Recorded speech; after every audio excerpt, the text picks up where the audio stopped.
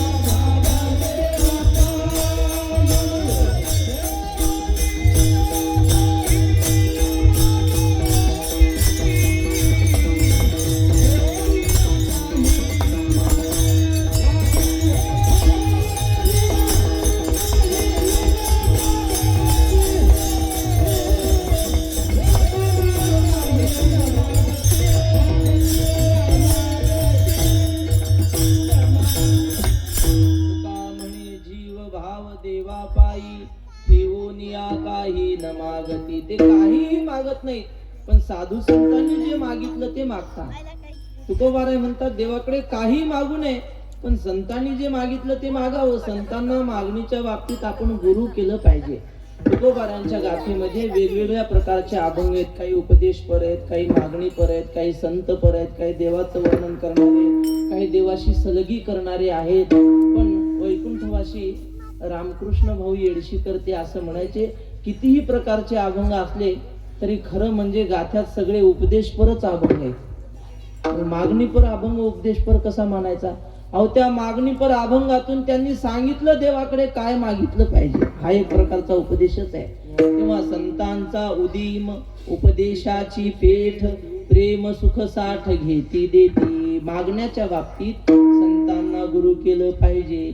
एक आई आपल्या छोट्याशा 5 वर्षाच्या मुलाला घेऊन दुकानावर गेली.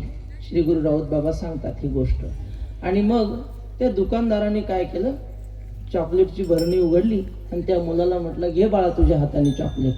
तो म्हटला, मी नाही घेणार, तुमच्या हाताने द्या. तो म्हटला, अरे घे ना तुझ्या हाताने, किती घ्यायचे ते. त्याची आई म्हटली, अरे मामा म्हणतात तर घे ना. तो म्हटला, मी नाही घेणार, त्यांच्या हाताने द्यायला सांग. मग दुकानदाराने नाईलाजाने भरणीत हात घातला. जेवढे येतात तेवढे चॉकलेट घेतले. पोराने आपला शर्ट पुढे केला, टाकले, त्यात घेऊन गेला. आणि पुढे गेल्यावर त्याची आई म्हटली, बाळा ते मामा तुला चॉकलेट तुझ्या हाताने घे म्हणत होते, तू का घेतले नाही? तो म्हटला, आई तुला कसं कळत नाही, मी माझ्या हाताने घेतले असते तर किती आले असते सांग बरं. 2 नाही तर 4. पण मामाचा हात मोठा आहे ना म्हणून त्यांच्या हाताने घेतले. तसं तुकाराम महाराज म्हणतात, आपण आपल्या मनानं मागितलं तर काय मागू, बोरला पाणी, नाहीतर यंदाचं पीक चांगलं आलं पाहिजे एवढं मागू.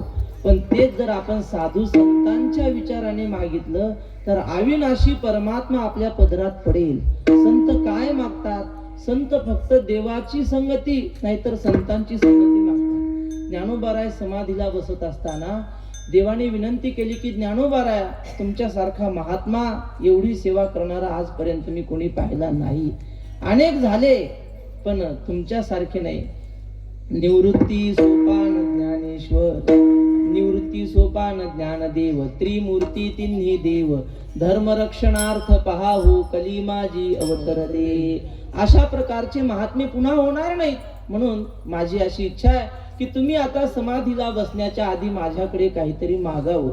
ज्ञानेश्वर महाराज म्हटले, देवा काय मागू? न लगे मज मुक्ती, न लगे मज मुक्ती, तुझ्या चरणी आरती थोराती. मला काहीच लागत नाही. अहो काही आवडीची गोष्ट असेल की एखादी. ज्ञानेश्वर महाराज म्हटले, देवा शपथ घेऊन सांगतो, मला तुझ्याशिवाय दुसरं काही आवडत नाही.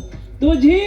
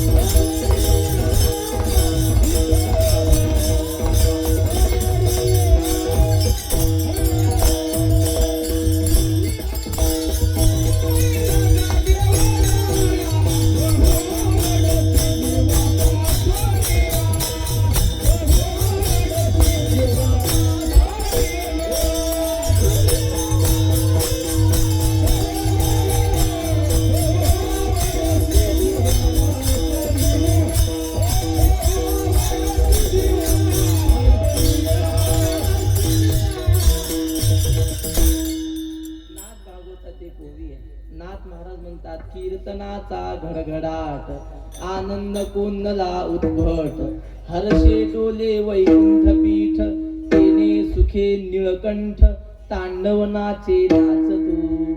कीर्तन जर जोरात सुरू झालं ना, अशा चाली जर कीर्तनात झाल्या तर म्हटले महादेवाला राहवत नाही. ते तांडव नृत्य करतात. आपल्याला दिसत नाही पण त्यांचं तांडव नृत्य चालू असतं कीर्तनात. वारकऱ्याचं कीर्तन महादेवाला फार आवडतं. महादेव भजनानंदी एक, भजन करी महादेव, राम पूजी सदाशिव असो. तेव्हा ज्ञानोबारायांना विनंती केली. ज्ञानोबाराय म्हटले, देवा तुझ्याशिवाय मला दुसरं काही आवडत नाही. तसं तुकोबारायांची सुद्धा सेवा पाहून भगवान पंढरीनाथाने एकदा तुकोबारायांना विनंती केली की तुकोबाराया काहीतरी तुम्ही आमच्याकडे मागा. तुकोबाराय म्हटले, तसं माग वाटत नाही पण देवा आता तू म्हणतोस म्हणून मागतो.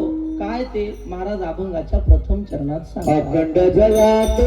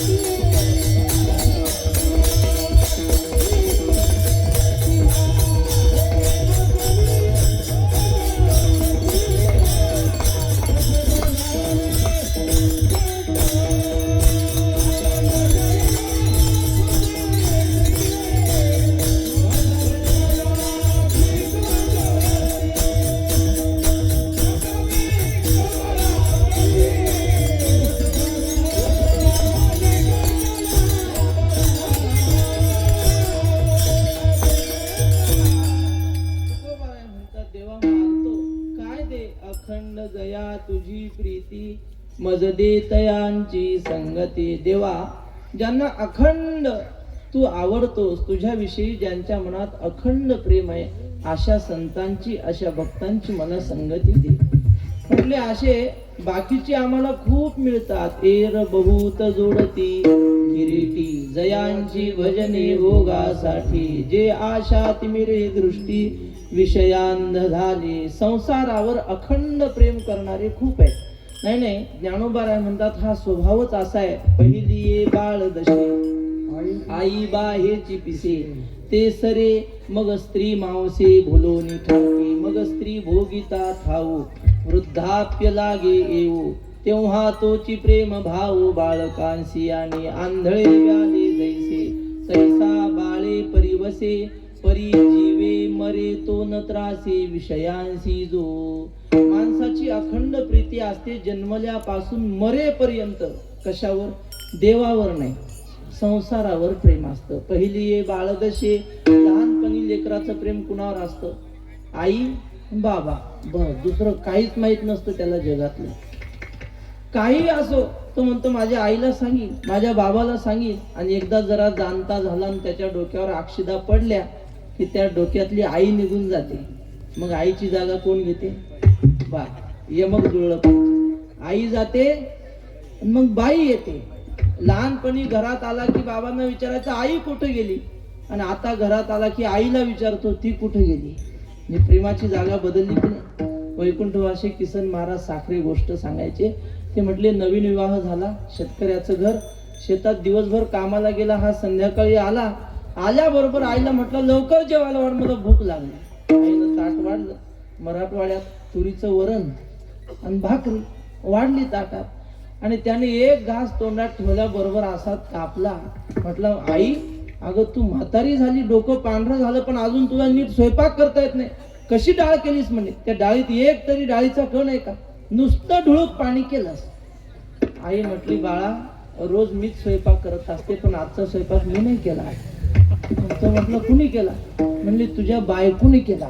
असं म्हटलं होतं. म्हटलं जाऊ दे, पातळ सातळ आहे पण खमंग झालंय म्हणून, चवदार वरण झालं. कशाचा परिणाम हा?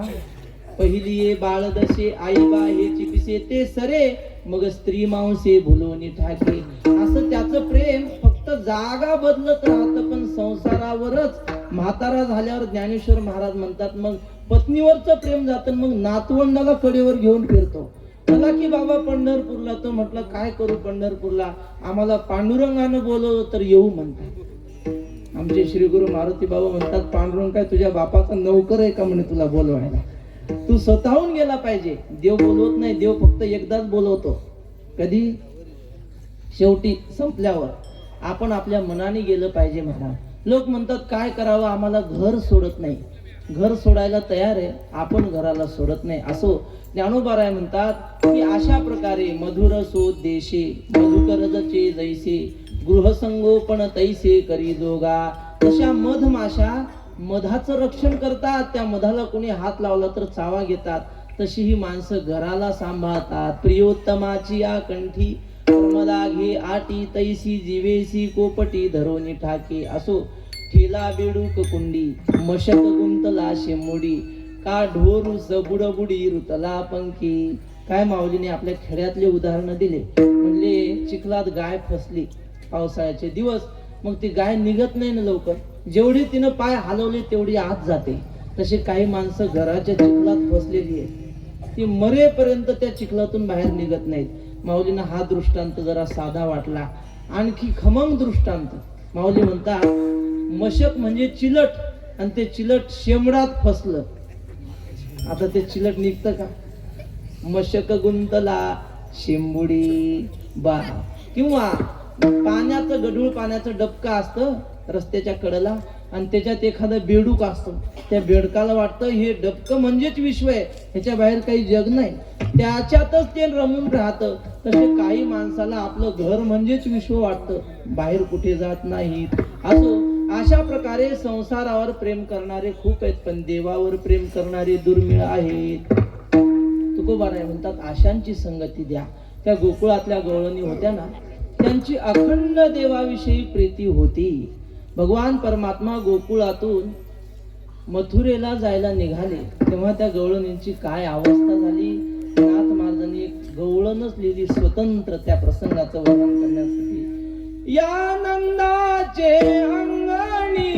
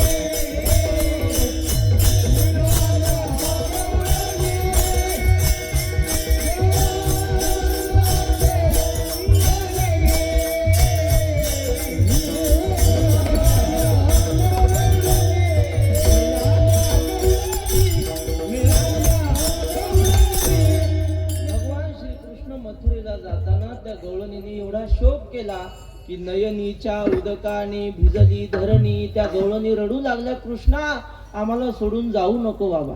पण देवाला माहित होतं आहे तुका म्हणे धर्म संस्थापने केला नारायणे अवतार. आपल्याला धर्म संस्थापना करायची म्हणून थांबून चालणार नाही. भगवान श्रीकृष्ण निघाले आणि तो रथ चालू लागला. त्या गवळणी रथापुढे आडव्या पडायच्या, आम्हाला सोडून जाऊ नको. आणि मग जेव्हा तो आपल्याला सोडून जातो हे कळालं तेव्हा त्या गवळणी कृष्णाला भांडल्या. मीराबाईने एक गवळण लिहिली देहूकरांच्या फळावर. एक हरिभाऊ महाराज शिंदे म्हणून एक वारकरी, त्यांनी आम्हाला यावर्षी चातुर्मासात सोलापूरचे, तर त्यांनी आम्हाला यावर्षी चातुर्मासात एक गवळण शिकवली. ते म्हटले त्या गवळणी कृष्णाला भांडू लागल्या, म्हणू लागल्या अरे तुला आम्हाला सोडून जायचंच होतं तर मग एवढं प्रेम कशाला लावलं साधित. काय तू प्रीत लगाई हरी तुम काय तू प्रीत लगाई. आणि आम्हाला सोडून जातो तुला असं वाटतं का की मी फार मोठा पुरुषार्थ करतोय. काही पुरुषार्थ नाही. गोकुळ छाड मथुरे कुजाए वामे कोण बराई हरी तुम काय तू प्रीत लगाई. हो त्या गवळणी म्हणतात जा तुला जिथं जायचं तिथं जा. तू जिथं जाशील ना आमच्या सगळ्यांचे आशीर्वाद तुझ्या सोबत राहतील. मीरा के प्रभु गिरधर नागर तुमको नंद दुवाई हरी तुम काय तू प्रीत लगाई. हो त्या गवळणीने अडवण्याचा प्रयत्न केला, हा थांबला नाही. पण श्रीकृष्ण गेल्यापासून सतत त्या श्रीकृष्णाचं चिंतन करायच्या, त्याचं नामस्मरण करायच्या. बोलती बोलणे चालती चालणे करीती देणे घेणे परी तो ध्यानी. निळोबाराय म्हणतात त्या बोलताना सुद्धा त्याचं स्मरण करायच्या, काम करताना सुद्धा त्याचंच नाव घ्यायच्या. अशा त्या गवळणी, एक गवळण पहाटे 5 वाजता अंगण झाडण्यासाठी दारात आली आणि दुसरी गवळण सडा टाकण्यासाठी. दोघींची भेट झाली आणि एक गवळण दुसरीला सांगू लागली, अगं मला रात्री स्वप्नात कृष्णाचं दर्शन झालं म्हणे. आणि मला स्वप्नात येऊन तो म्हटला की आई मला लोणी खायला दे. मी घरात गेली लोणी आणायला आणि बाहेर आली, पाहते तर कृष्ण नाही.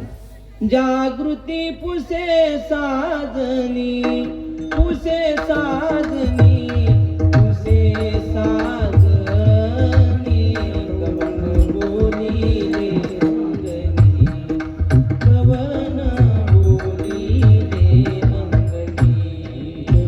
हो मी इकडं तिकडं पाहू लागले कुठून आवाज येतो का त्याचा, पण पुन्हा आवाज आला नाही. असं ती गवळण सांगताना दुसरी म्हटली, बाई तू भाग्यवान आहेस, तुला स्वप्नात का असेना पण कृष्णाचं दर्शन झालं ना. अगं मला स्वप्नात सुद्धा त्याचं दर्शन होत नाही. ती म्हटली, अगं किती सोपं आहे, काही नाही, झोपताना कृष्णाच्या फोटोकडे पाहत पाहत झोपायचं, म्हणजे रात्री स्वप्नात काय तोच दिसतो.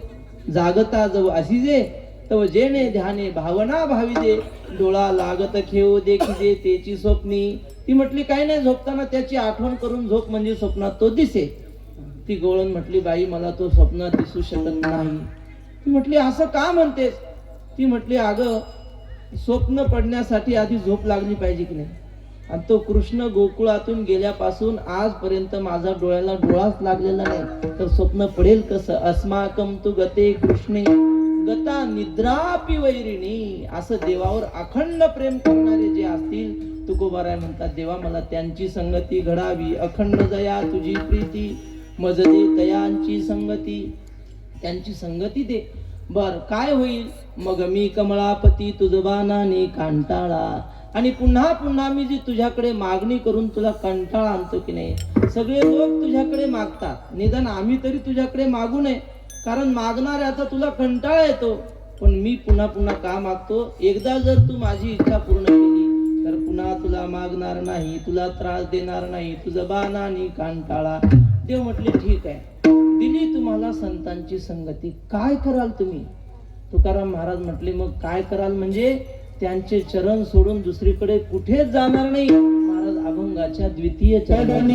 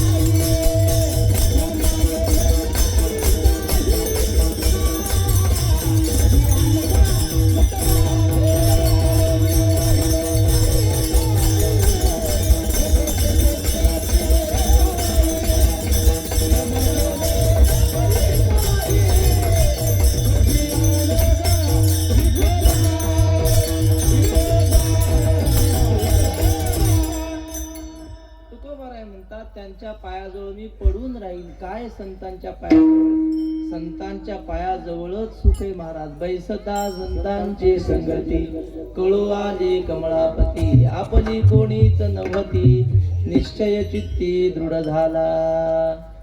वैकुंठवाशी भगवान भाऊ एक चाल म्हणायचे, म्हणजे महाराजही म्हणतात पण ते रेकॉर्डिंग आहे थोडं भगवान भाऊंचं. त्याच्यात एक चाल अशी आहे, सर्व सुखे आजी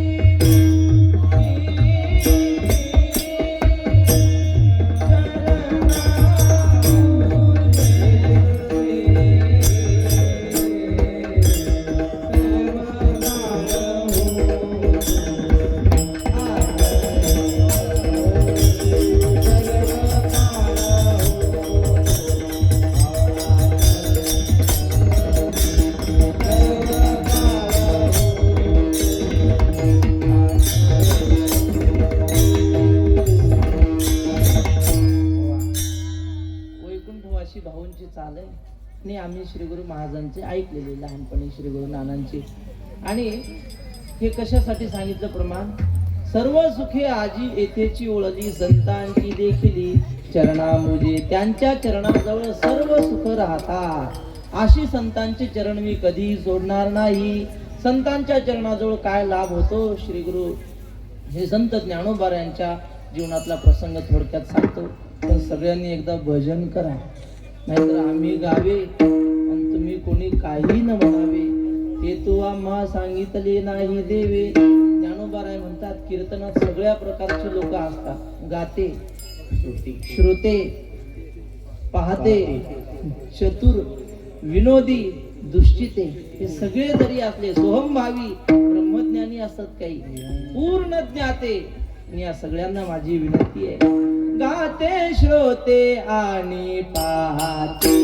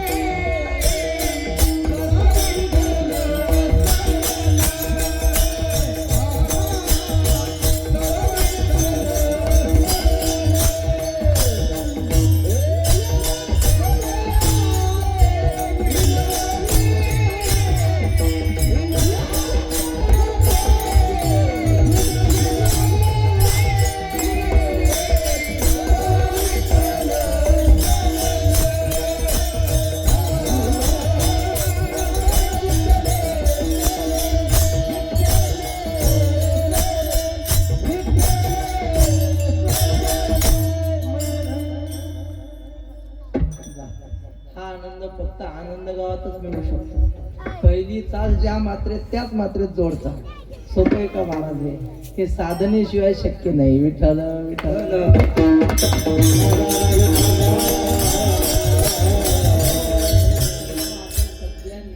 ज्ञानोबाऱ्याने सांगितलं तसं भजन करायचं. माऊली म्हणतात बाह्या उभारावी त्यावरी कहाळ लावावी. बाह्या म्हणजे काय?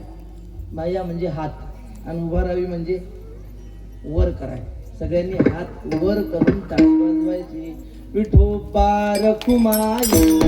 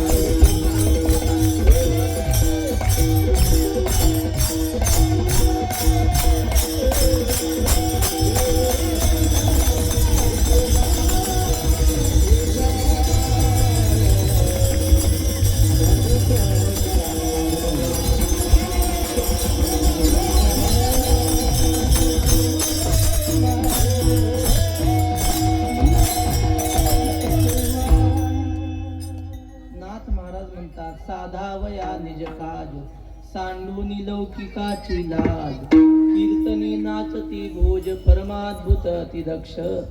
म्हटले लोकाची लाज सोडून कीर्तनात नाचलं की आपलं हित होतं.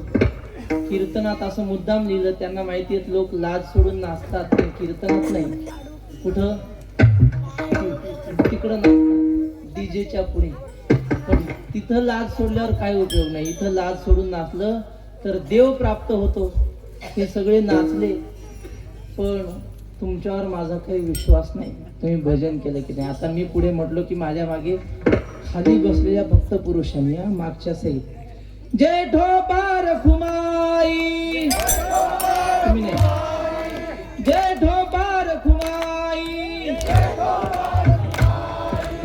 मागचे म्हणत नाही.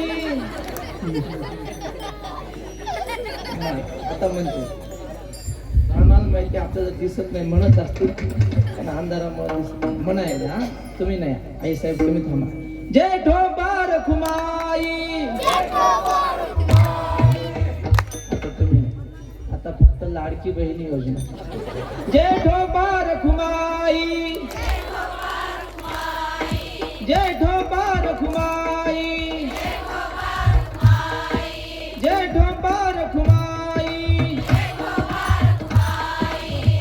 कोणाचं चांगलं आलं बघा कसं काय. ते म्हणतात त्याला महिना मिळतो फुकट नाही मिळत. 1500 तसं नाही महाराज. ते देवानं दिलेलं आहे त्यांना गुण. तुम्ही काय करणार? अहो मुंग्या चालायला लागल्या म्हणजे कशा चालतात? रांगेत ओळीत चालतात की नाही एकामागे. आणि मुंगळे कसे चालतात? कुणीकडे चालतात. त्यांना धाबा दिसला का तिकडे काही वळतात. काही पिक्चरच्या टॉकीकडे वळतात. जाऊ असो. याला म्हणतात हरिनामाचा खिचडी काला. खरं सांगा आपण घरी राहिलो आणि मौज मजा करण्यासाठी करोडो रुपये खर्च केले तरी हा भजनाचा आनंद मिळू शकेल का घरी? तुकाराम महाराज म्हणतात तुम्ही काही करा पण हा भजनाचा आनंद विठ्ठल विठ्ठल म्हणा वेळोवेळा हा सुख सोहळा स्वर्गी नाही. हा भजनाचा आनंद घरी नाही स्वर्गात सुद्धा मिळू शकत नाही. त्यासाठी आपल्याला संतांच्या पायाजवळच यावं लागेल. म्हणून तुकोबाराय म्हणतात देवा मी त्या संतांच्या संगतीत राहील काय होतं महात्म्यांच्या संगतीत राहिल्यावर? जाड्यम धियो हरती सिंचती वाची सत्यम मानोन्नतीम दिशती पापमपाकरोति चेतः प्रसादयति दीक्षु तनोति कीर्तिम सत्संगती कथय किम न करोति पुंसाम. सत्संगती काय करत नाही महाराज? माणसाचं सर्वस्व साध्य करून देतोय.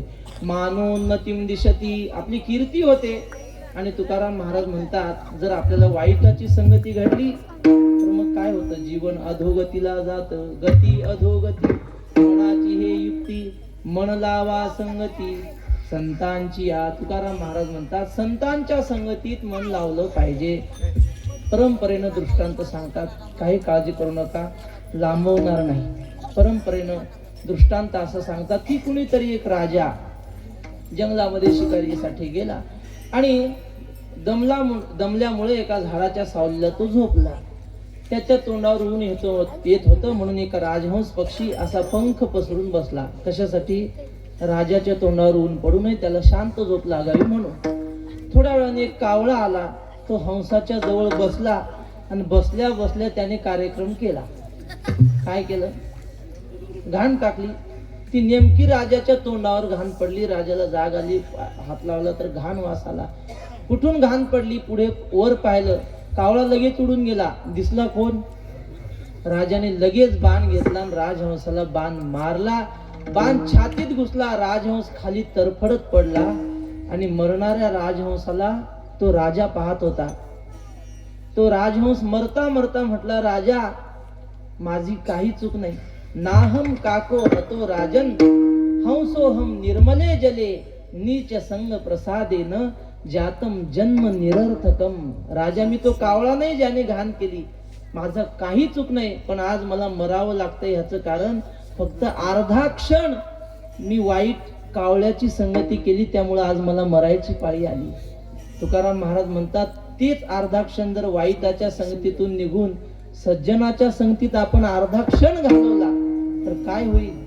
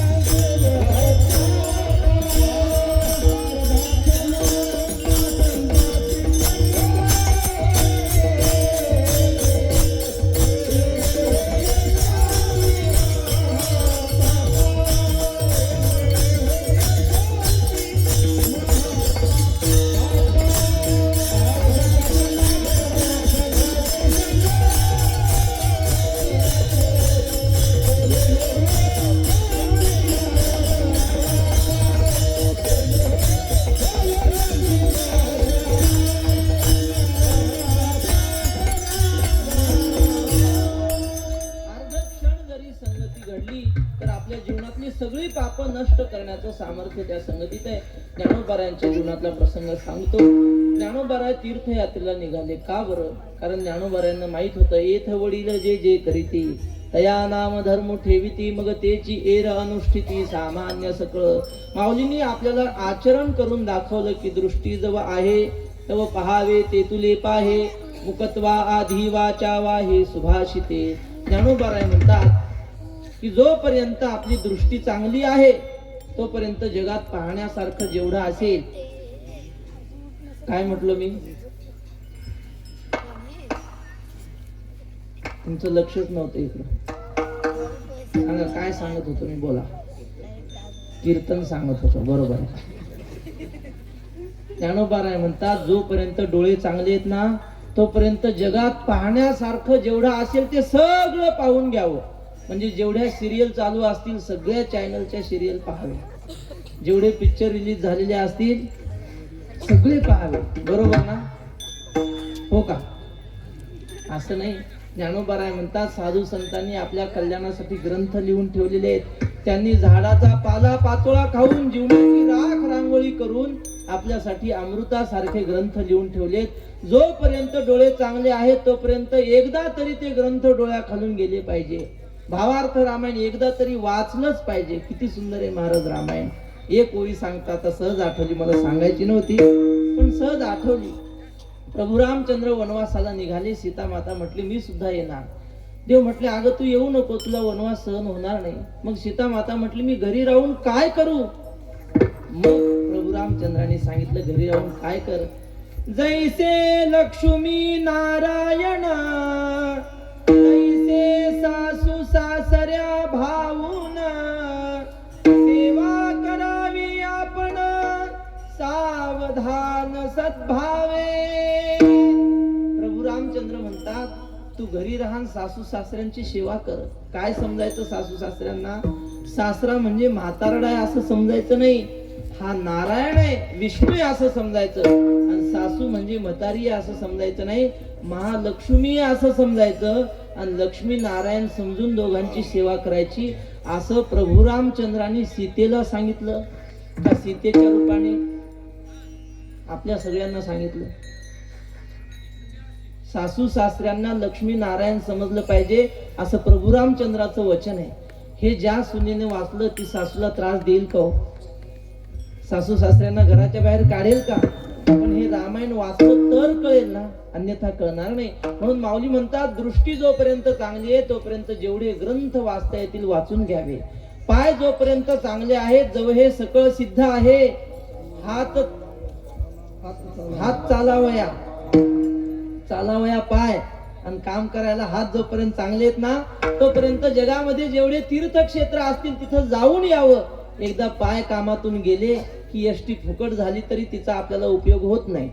म्हणून जोपर्यंत सगळं शक्य आहे तोपर्यंत करावं. लोक म्हणतात तुकाराम महाराजांनी कसं काय सांगितलं मग ठाईचं बै सोनी करा एकचित. ते म्हाताऱ्या माणसासाठी सांगितलं ज्याचे हातपाय कामातून गेले.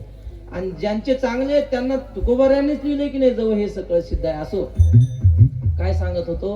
ज्ञानोबाराय तीर्थयात्रेला निघाले आणि त्यांच्यासोबत नामदेवराय आदी करून त्या काळातले सगळे संत होते. निवृत्ती ज्ञानदेव, सोपान मुक्ताबाई, चांग बोधला, शेख मोहम्मद, गोरा कुंभार, सावता माळी, नरहरी सोनार, जनाबाई, मीराबाई. आता पुढचे नव्हते त्यांच्या काळात. जेवढे त्यांच्या काळातले होते सगळे संत माऊलींसोबत निघाले. आणि मग ज्ञानोबारायांची दिंडी महाराष्ट्र आणि मध्य प्रदेशाच्या सीमेवर एक सातपुडा नावाचा डोंगर आहे, पर्वत रांग आहे, त्याच्यातून चालली होती. आणि त्या पर्वतावर एक हरपाल नावाचा भिल्ल होता. तो भिल्ल असा होता वाटमारी करायचा. त्याचा धंदा काय, येणाऱ्या वाटसरूला लुटायचं आणि घर चालवायचं असा त्याचा धंदा. पण नियम असा होता की वाटसरूला तो विचारायचा गळ्यात माळ आहे का. जर गळ्यात माळ असली तर त्याला लुटायचं नाही.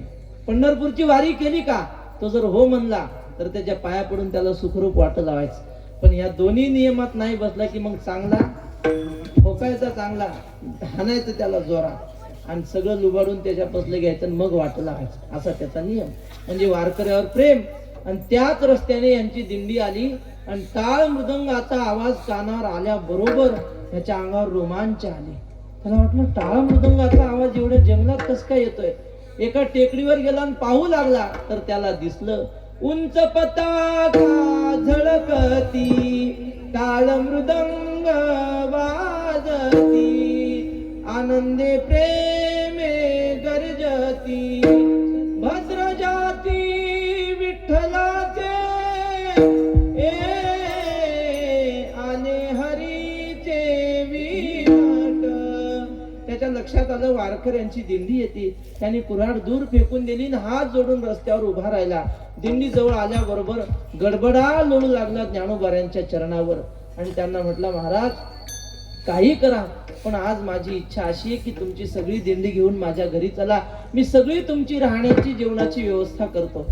माऊलींनी पाहिलं दिसायला तर डाकू सारखा दिसतो पण मनाने मात्र सरळ आहे.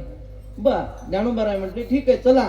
त्याच्या घरी सगळ्या वारकऱ्यांना घेऊन गेले. हा घरात गेला, पत्नीला सांगितलं अगं लवकर स्वयंपाकाची तयारी कर, ह्या सगळ्यांना जेवू घालायचंय.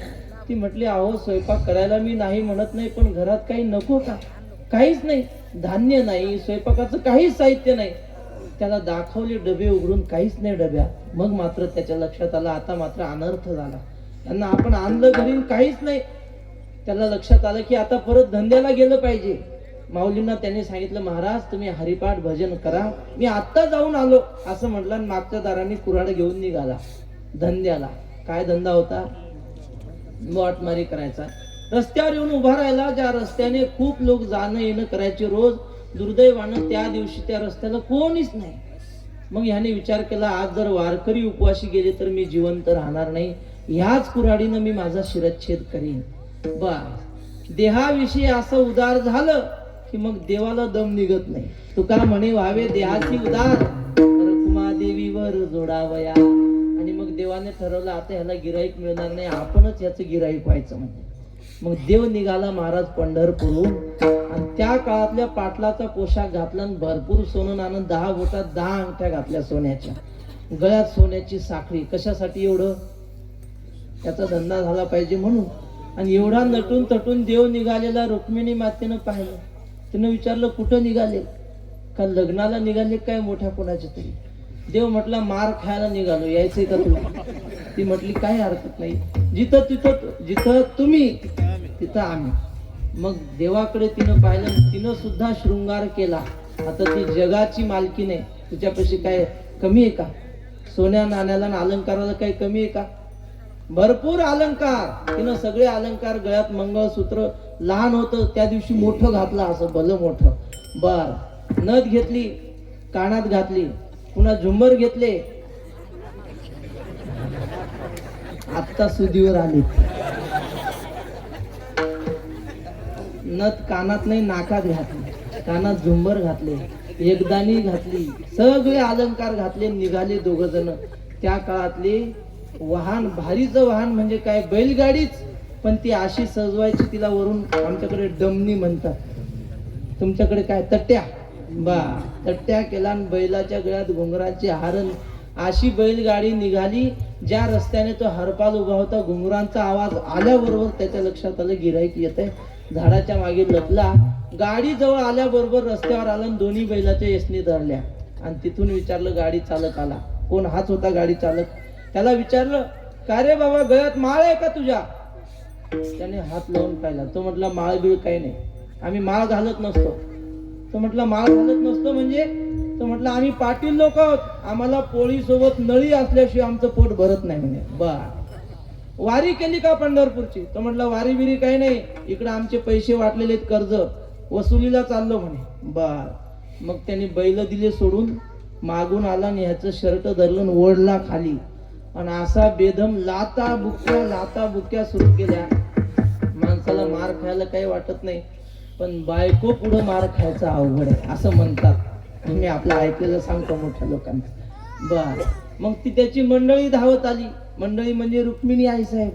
अहो मारू नका आमच्या मालकाला. एक तिच्या कानाखाली लावली, लांब ढेकळात जाऊन पडली.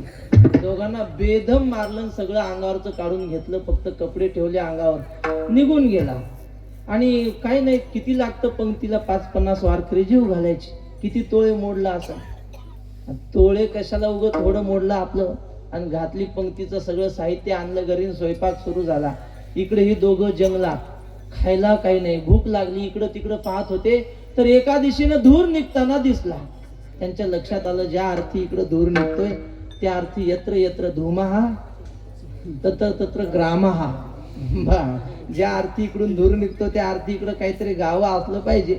त्या दिशेनं पाऊल वाटेनं निघाले आणि नेमका धूर निघत होता ह्या हरपालाच्या घरून. त्याच्या अंगणात वारकऱ्याच्या पंक्ती बसलेल्या. हा कोणीतरी अनोळखी माणूस आला. वारकरी म्हटले या जेवायला. पुरुषाच्या पंक्तीला तो माणूस बसला, महिलांच्या पंक्तीला ती बाई बसली. आणि मग हरपाल पदार्थ वाढू लागला. किती पदार्थ केले होते ऐका, मी नाव सांगतो तुम्ही मोजा.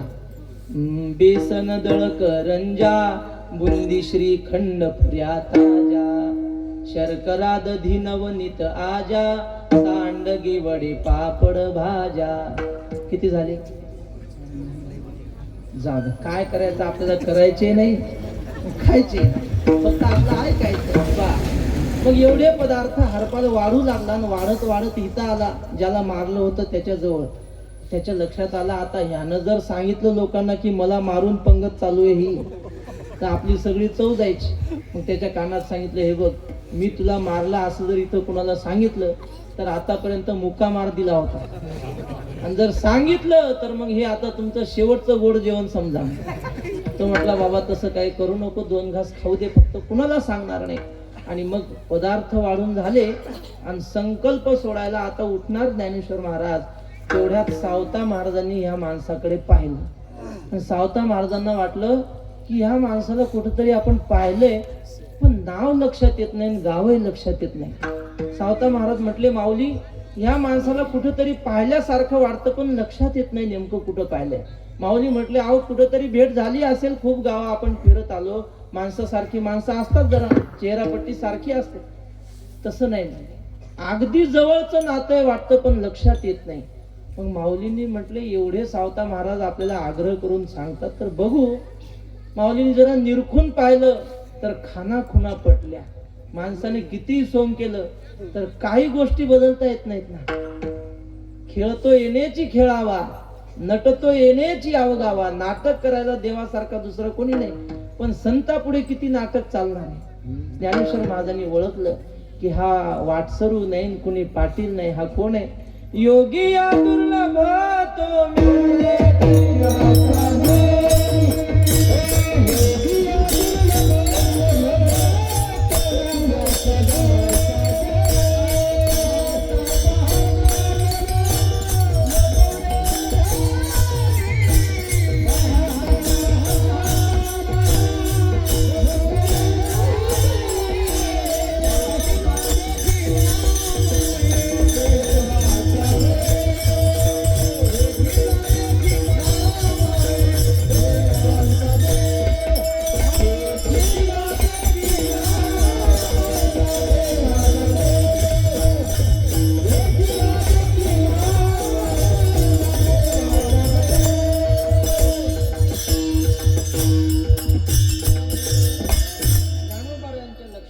पांडुरंग आहे.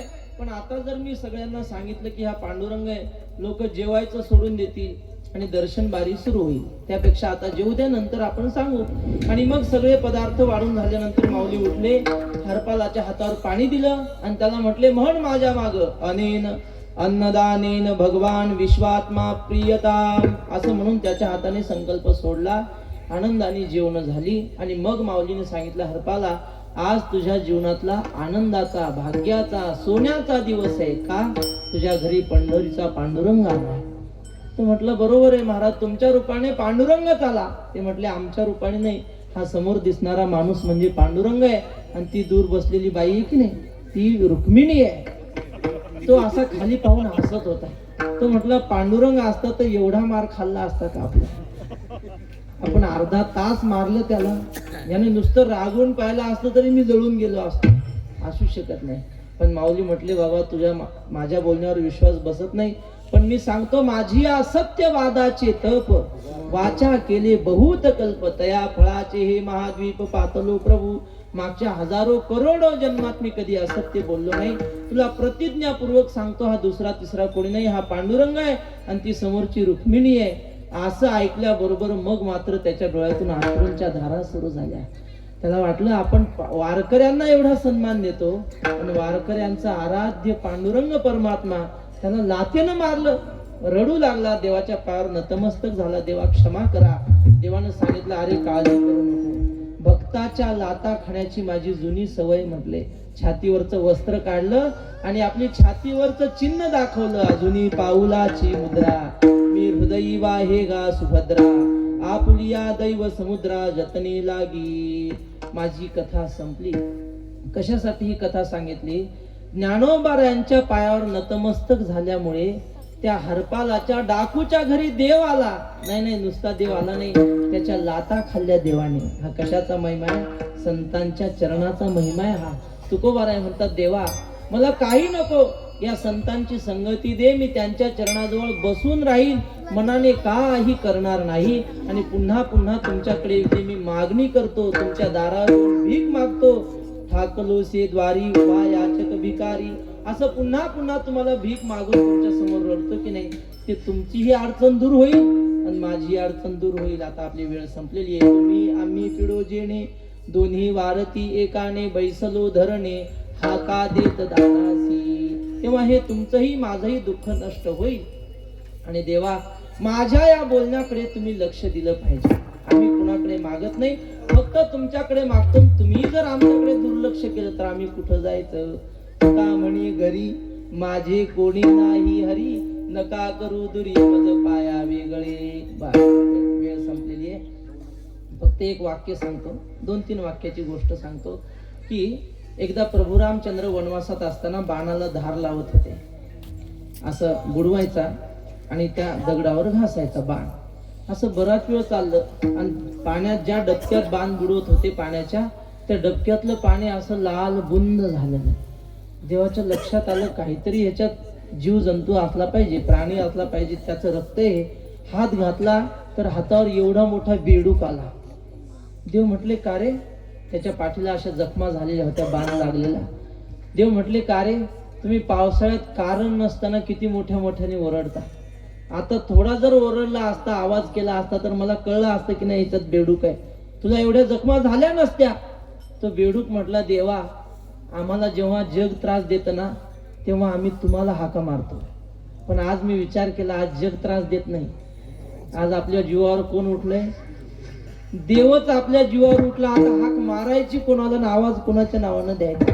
तसं तुकाराम महाराज म्हणतात देवा, आम्ही इतर कोणाला हाक मारत नाही, फक्त हाक मारतो तुम्हाला.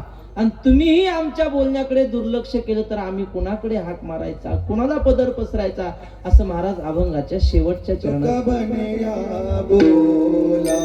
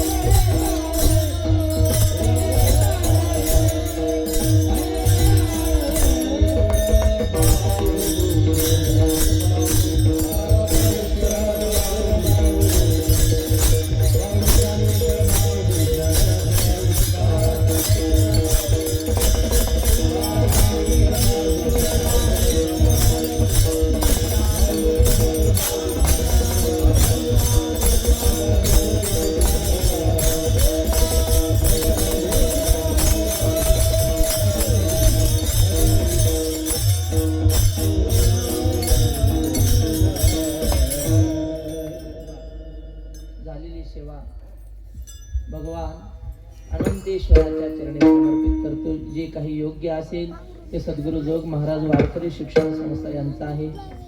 श्री गुरु नानांनी आम्हाला लहानपणापासून पाहिलेलं आहे, आम्ही त्यांचं भजन ऐकलेलं आहे. श्री गुरु आबा आहेत, माझे सगळे गुरुबंधू इथं आहेत. आपल्या सगळ्यांच्या चरणी माता भगिनी भाविक वर्ग आपल्या सगळ्यांच्या चरणी सेवा समर्पित करतो आणि सेवेला पूर्ण करतो.